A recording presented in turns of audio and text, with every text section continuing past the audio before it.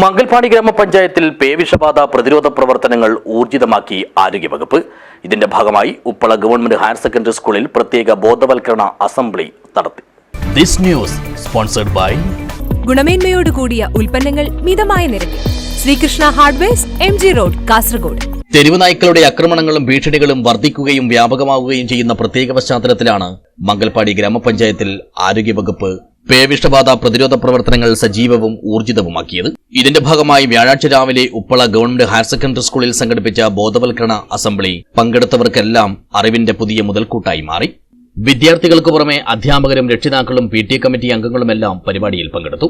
മംഗൽപാടി താലൂക്ക് ആശുപത്രിയിലെ health inspector Chandrasekharan Thampi ബോധവൽക്കരണ class എടുത്തു. അതിലേക്ക് ഈ പേവിഷബാധത്തിന്റെ വൈറസ് ഉള്ള മൃഗങ്ങൾ മനുഷ്യനെ കടിക്കുകയോ അല്ലെങ്കിൽ നമ്മുടെ മുറിവിലേക്ക് നക്കുകയോ ചെയ്തു കഴിഞ്ഞാൽ അതിന്റെ സലൈവയിൽ ഉമിനീരിൽ ഇതിന്റെ വൈറസ് ഉണ്ട്.